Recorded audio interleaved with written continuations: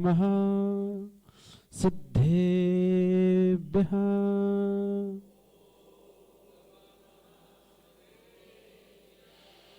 ओम नमः सिद्धेभ्यः।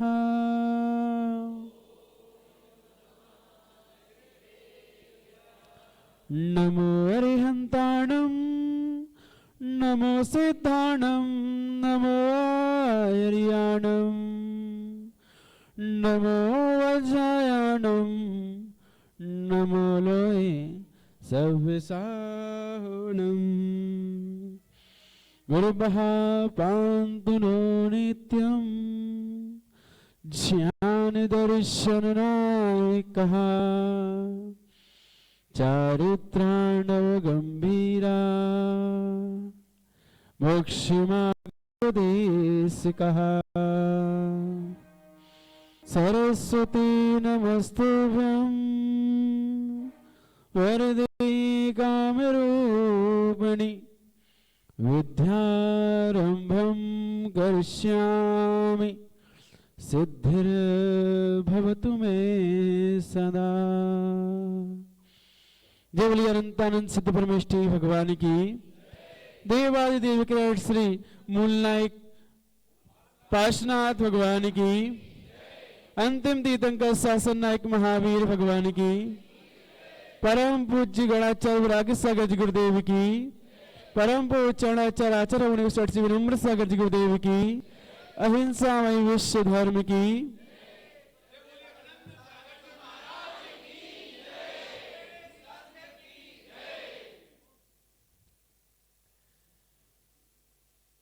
हमने भक्तांबर स्तोत्र में पढ़ा होगा, उन्नीद्रिहिम नभ पंकज पुंज कांति पर्युल्लसन्नक मयूख शिखा विरामौ पादौ पदानि तव यत्र जिनेन्द्र दत्ता पद्मानि तत्र विबुधा परिकल्पयन्ति।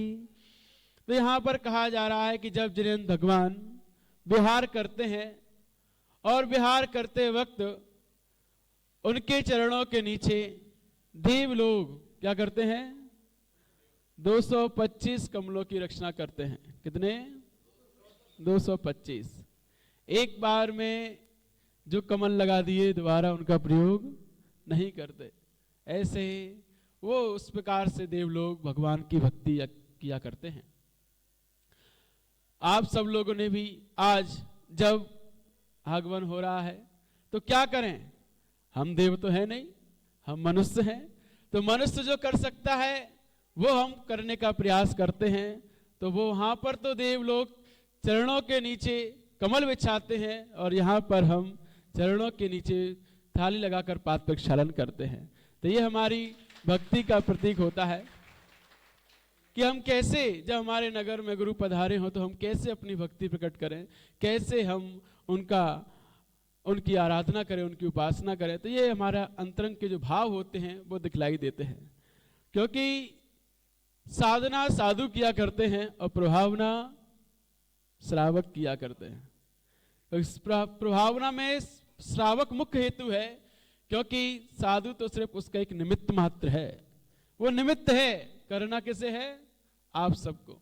हम तो सिर्फ आपको मार्ग दर्शा सकते हैं, करने वाले आप लोग ही होते हैं। क्योंकि जिन धर्म के, जिन शासन के दो रथ हैं, एक रथ के दो पहिए हैं, एक मुनि धर्म और एक श्रावक धर्म। ये एक रथ के दो पहिए हैं।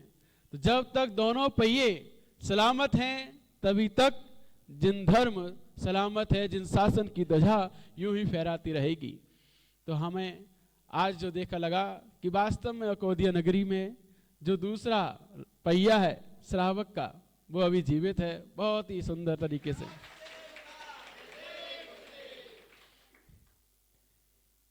और कहा है कि जब कि नगरी का, पूरी समाज का पुण्य एक साथ उदय में आता है, तभी उस ओर किन्हीं मुनराज के कदम उस ओर बढ़ते हैं। उस ओर उनका विहार होता है। जिस प्रकार से ये सहज प्रक्रिया है, हमें नहीं पता था कि हमें सुजालपुर कितने दिन रुकना है, हमें नहीं पता था कि हमें अकोदिया कब आना है। ये तो सब सहज रूप से जो जो भगवान के केवल ज्ञान में दिख रहा है वो सब यहाँ पर घट रहा है। तो ये उनके ज्ञान का प्रतीक है कि जिस प्रकार भगवान जब समोसण त्याग करके विहार करते हैं एक नगरी से दूसरी नगरी, तो उन्हें भी नहीं पता होता उन्हें कहाँ जाना है। जहाँ लोगों का पुण्य होता है, जिस नगरी का पुण्य अधिक होता है, उस ओर भगवान के कदम सहज रूप से बढ़ जाया करते हैं। तो आज सकोदिया नगरी का पुण्य प्रबल हुआ है कि जिस इस ओर अपने आप ही सहज रूप से कदम बढ़ गए हैं। सुजालपुर वालों ने बहुत प्रयास किया रोकने का, बहुत, लेकिन उनके पुण्य से ज्यादा आपका पुण्य था, इसीलिए इस ओर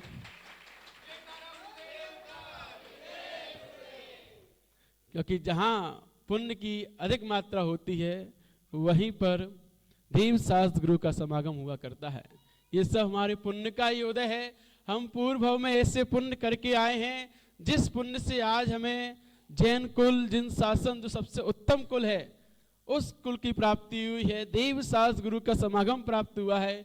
ये सब हमारे पूर्व कर्म का फल है जो हम लेकर आए अपने साथ। ये हमारा भाग्य है और हमें इस भाग्य को अब किसमें बदलना है? सौभाग्य में बदलना है।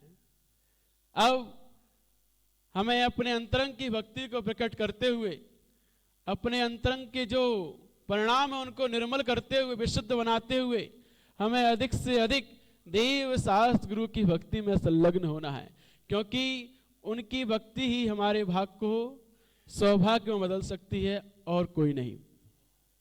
क्योंकि हम पूरे दिन सुबह से लेकर शाम तक निरंतर पाप क्रियाओं में लगे रहते हैं। सुबह उठते ही झाड़ू पोछा, कपड़े धोना, बर्तन मांजना आदि आदि सब पाप क्रियाओं में जुट जाते हैं, लग जाते हैं, दुकानदारी, व्यापार आदि में। हमारे पास अपने भाग को सौभाग्य में बदलने के केवल एक ही रास्ता है, वो है देव शास्त्र गुरु की भक्ति। अन्यथा हम पूरे दिन जो भाग्य में हमें मिला है उसको हम खा रहे हैं और कुछ नहीं कर रहे हैं। और उसको खाकर यदि हम अपने परिणामों को निर्मल नहीं रखते हैं, कसाय में वृद्धि करते हैं, तृष्णा में, लोभ में वृद्धि करते हैं, तो हम अपने भाग्य को दुर्भाग्य में बदल रहे होते हैं।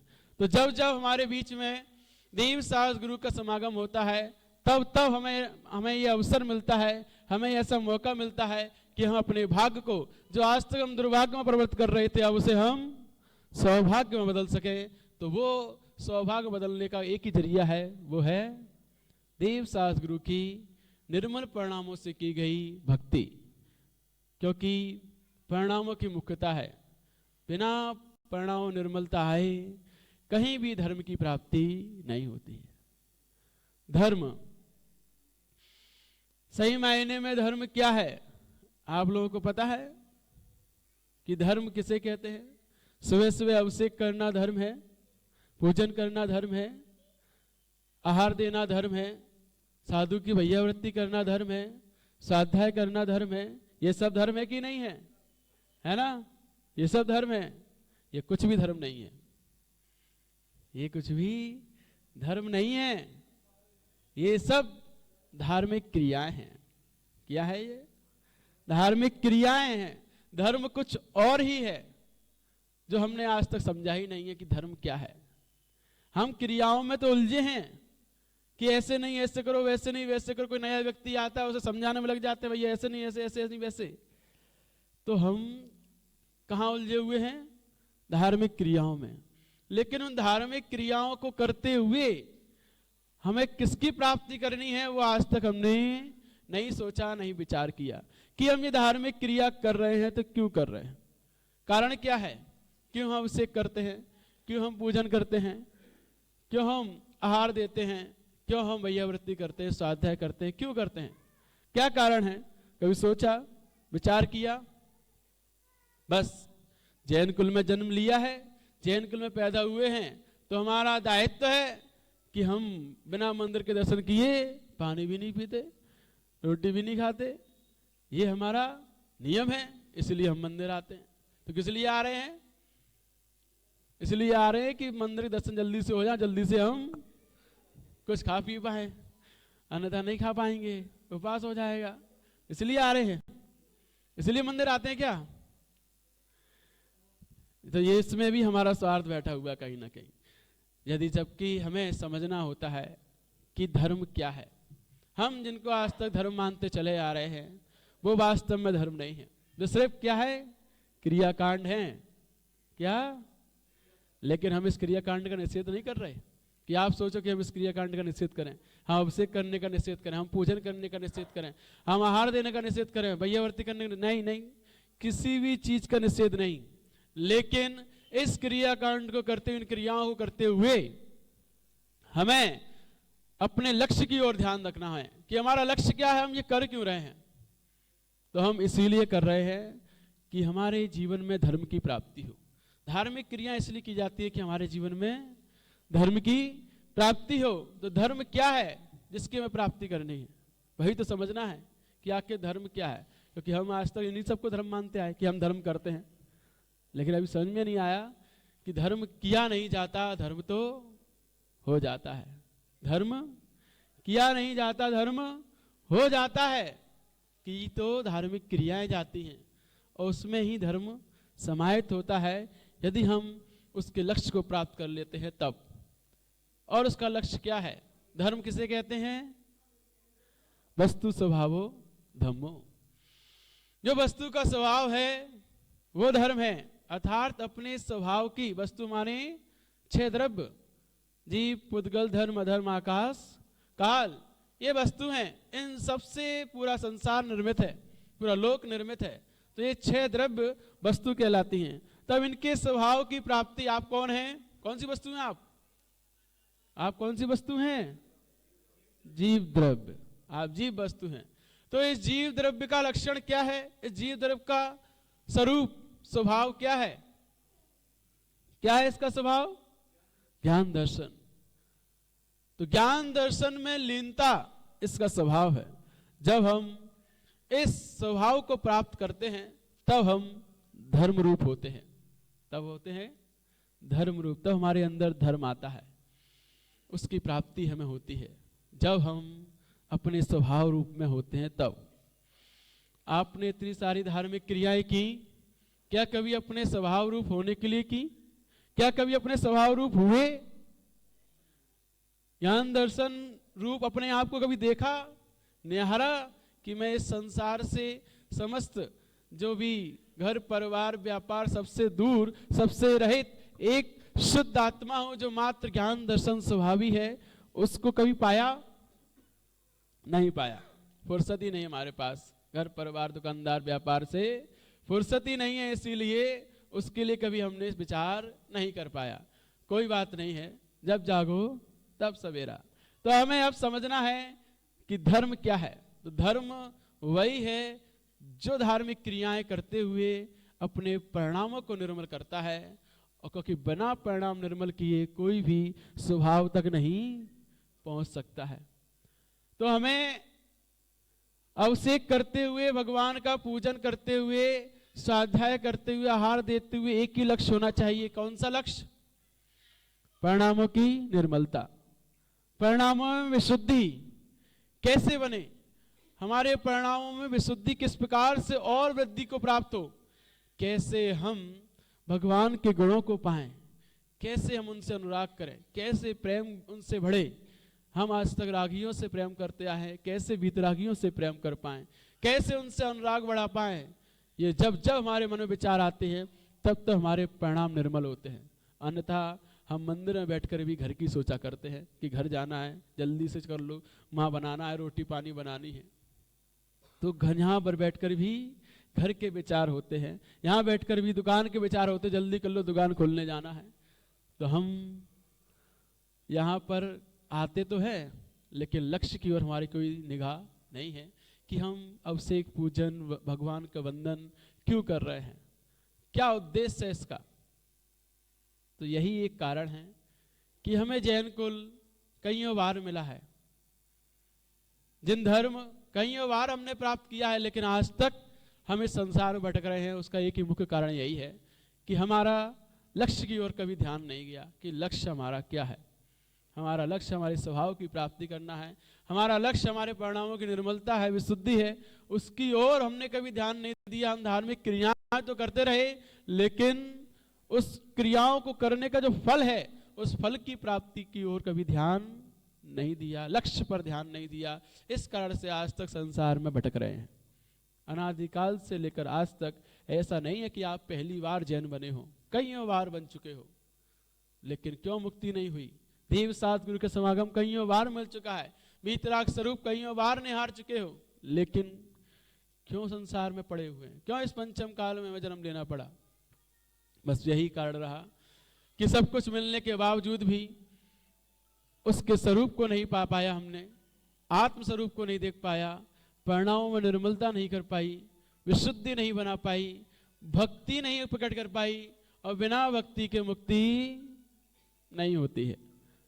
तो इसीलिए हमें जितने भी दिन आपके बीच में है, उतने दिन आपको यही समझाने का हम प्रयास करेंगे कि किस प्रकार से हमें अपने अंतरंग में अपने परिणामों को सुधारना है, क्योंकि बिना परिणामों को सुधारे कोई परिवर्तन नहीं आता है, कोई भी परिवर्तन नहीं आता है। जब तक आपके परिणामों में सुधार नहीं आएगा, परम निर्मलता नहीं आएगी, आपके अंदर 1% किंचित मात्र भी परिवर्तन संभव नहीं है। और हम यहाँ क्यों आते हैं? क्यों आते हैं? अपने आप को सुधारने के लिए, अपने आप को बदलने के लिए। हमारे अंदर अनादिकाल के जो खोटे संस्कार हैं, मिथ्यात्व के, राग द्वेष के, लड़ाई झगड़े के, वासनाओं के, भोगों के, खाने पीने के संस्कार हमारे अंदर बैठे हुए हैं, उन संस्कारों को तोड़ने के लिए हम देव सात गुरु का समागम करते हैं। और वो संस्कार रोज मंदिर आने पर, रोज पूजन करने पर भी वो संस्कार नहीं टूटते हैं, नहीं बदलते हैं, तो अभी हम कुछ नया प्राप्त नहीं कर पाए। हम आज तक वहीं के वही हैं। कितने साल हो गए अब से पूजन करते करते? कितने साल हो गए बताओ? 10 साल हो गए पूजन करते, अब से करते करते। क्या परिवर्तन आया? एकाध नियम में वृद्धि हुई, एकाध चीज की त्याग हुआ, व्रती बनने के भाव आए, गुणों में वृद्धि हुई, कसायों में कमी हुई, क्रोध मान माया लोभ कम हुआ, कुछ हुआ? कुछ भी नहीं हुआ। और बढ़ गया क्या? हाँ, मंदिर आने से बढ़ता है क्या आप लोगों का? बहुत से लोगों का बढ़ जाता है कि जो हम शास्त्र पढ़ लेते हैं तो अरे हम बहुत ज्ञानी हैं, हमें ऐसे पूछो हमसे, तो बहुत से लोगों का बढ़ भी जाता है। वो समझ ही नहीं पाते कि हम कर क्या रहे हैं। हम धर्म कर रहे हैं कि केवल और केवल समय का सदुपयोग कर रहे हैं। वो केवल एक समय का सदुपयोग कहलाता है, जब जब हम बिना भगवान के गुणों की प्राप्ति हेतु, परिणामों की निर्मलता हेतु, ये सब हमारे हेतु नहीं होते हैं और हम धार्मिक क्रियाएं कर रहे होते हैं, तो वो धार्मिक क्रियाएं केवल और केवल समय का सदुपयोग कही जाती हैं कि आपके जीवन की पर्याय है, उस जीवन की पर्याय में आपने कुछ समय का सदुपयोग किया है और कुछ ज़्यादा प्राप्त नहीं कर पाए। तो इसीलिए ये सब चीज़ें हमें तभी पता चलती हैं जब हमारे बीच में कोई गुरु आते हैं और वो हमारा मार्गदर्शन करते हैं, बतलाते हैं कि हमें करना क्या है, किस प्रकार से अपनी जीवन शैली जीनी है, किस प्रकार से धार्मिक क्रियाएं करते हुए अपने अंतरंग में धर्म की प्राप्ति करनी है। वो सब तभी पता चलता है जब कोई गुरु बताते हैं, समझाते हैं। हमारे पास इतनी बुद्धि नहीं है कि हमें क्या करना है हम खुद समझ पाए, है कि नहीं? है आपके पास कि नहीं? यदि होती तो इतने दिन से कर ली होती। तो इसीलिए अब हमें समझना है कि हमें कैसे धर्म को प्राप्त करना है, कैसे धार्मिक क्रियाएं करनी हैं और किस प्रकार से हमें और अपने परिणामों में निर्मलता लानी है और विशुद्धि बढ़ानी है। ये सब चीज़ें आपको धीरे धीरे क्रम क्रम से आपको यहाँ समझाई जाएंगी। बस यदि आपके अंतरंग की भक्ति होगी, उत्कृष्ट भक्ति आपकी यहाँ दिखाई देगी, तभी आप किन्हीं पुण्यवान को रोक सकते हो, अन्यथा उनके चरण तो बहता पानी रमता जोगी होता है कि इस प्रकार से पानी बहता रहता है तो वो भी बहते रहते हैं। तो ये हमारी भक्ति पर निर्भर करेगा, हमारे अंतरंग के परिणामों पर निर्भर करेगा कि हम कितना लाभ ले सकते हैं, हम कितनी उत्कृष्ट भक्ति करके उनको रोक सकते हैं, क्योंकि भक्त के बस में है भगवान। तो आपकी भक्ति के बस में ही भगवान है, वही आपकी भक्ति में बस होकर आपको आशीर्वाद देते हैं। आप भक्ति ना करो तो आपको आशीर्वाद देने वो भी नहीं आ रहे। तो इसीलिए आपकी भक्ति ही तय करेगी कि हमें यहाँ कितने दिन रुकना है।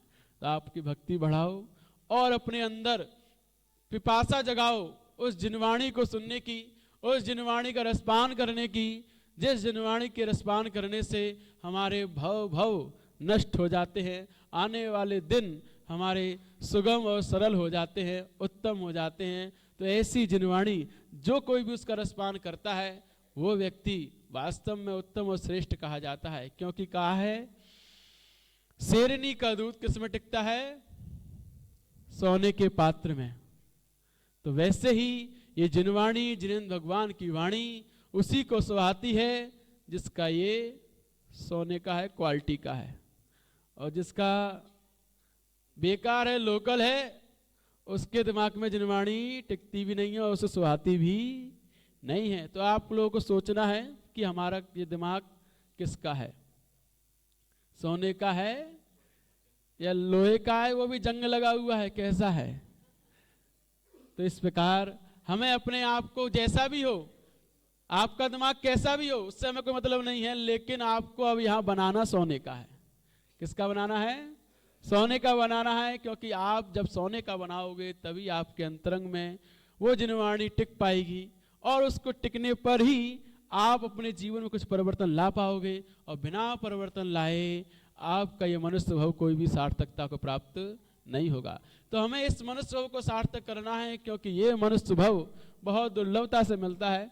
उसमें भी जैन कुल बहुत दुर्लभता से मिलता है, और उसमें भी ऐसा स्थान जहाँ पर देवसास गुरु का आगमन होता रहता हो, ऐसा स्थान पर जन्म भी बहुत दुर्लभता से मिलता है।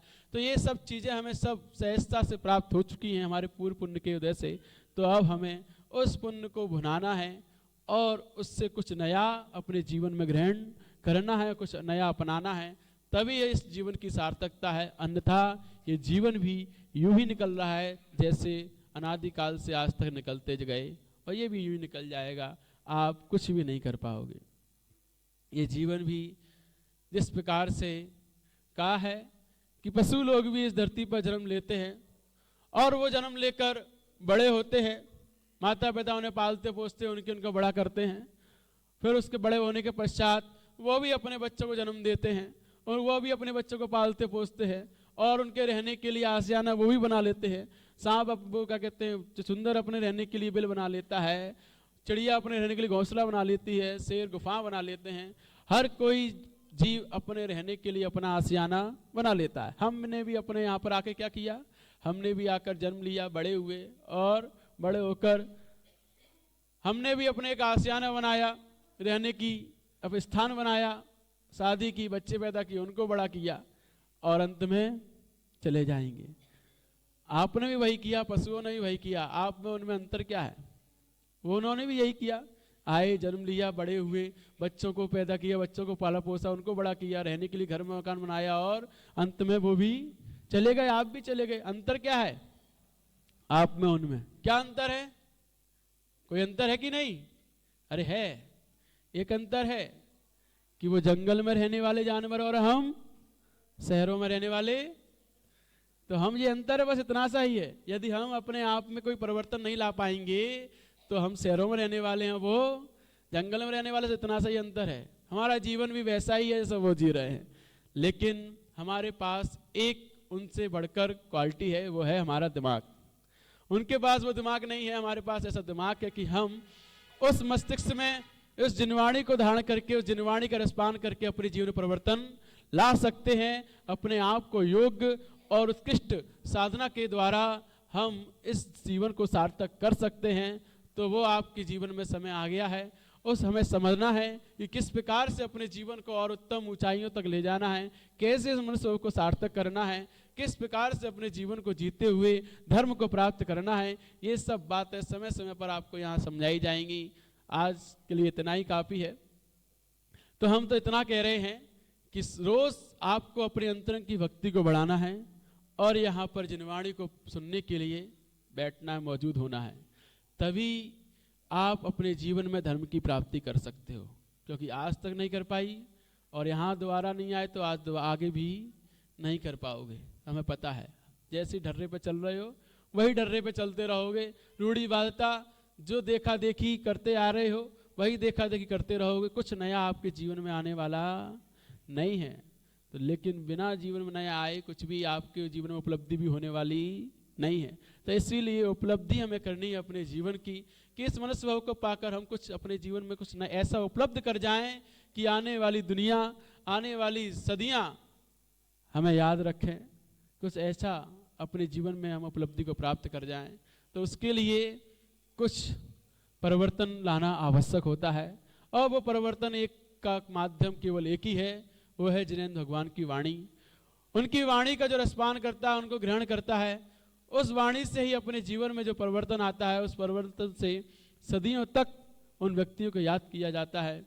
जैसे कि आचार्य शांति सागर दक्षिण वाले, उन्होंने सर्वप्रथम इस जीवन यहाँ पर आचार्य बनकर सर्वप्रथम इस उत्तर भारत में गमन किया और उनकी वजह से बहुत सारे साधुओं का आज जो विचरण दिख रहा है उनकी वजह से धरती पर दिख रहा है। आचार्य शांति सागर दक्षिण, आचार्य विमल सागर जी निमित्त ज्ञानी, उनकी वजह से जिन्होंने बहुत ज़्यादा बार शिखर जी, सोनागिर आदि आदि अनेक क्षेत्रों की जिन्होंने तीर्थ यात्राएं की हैं और जगह जगह जाकर जिन्होंने साधुओं का निर्माण किया है, साधुओं को उन्नति की है, जिन शासन की उन्नति की है, ऐसे आचार्यों की वजह से ही आज धरती पर जगह जगह साधु दिखाई दे रहे हैं। तो उन्होंने कुछ उपलब्धि दी है, इसीलिए आज सदियां बीत गई, उनको आज भी याद किया जा रहा है।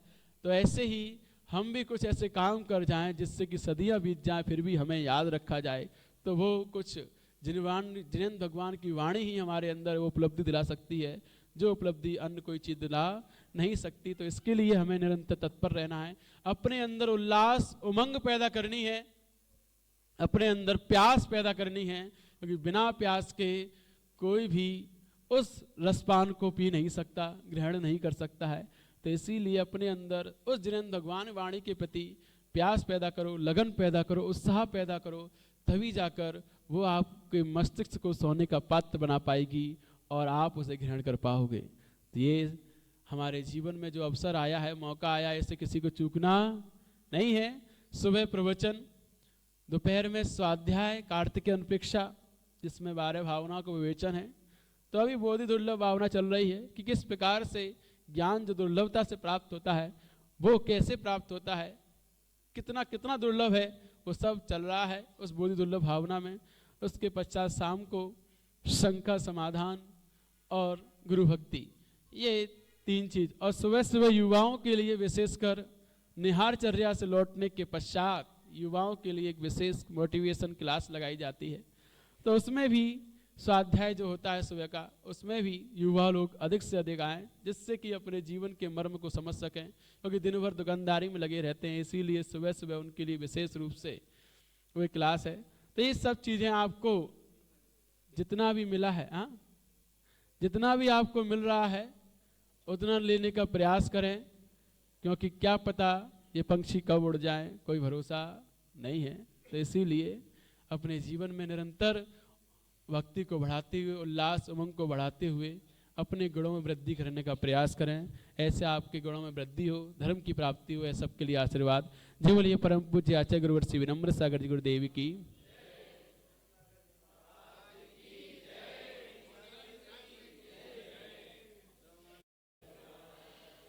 ओम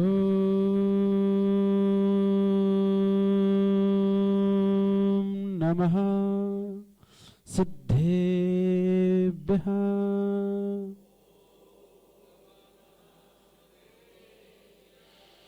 ओम नमः सिद्धेभ्यः।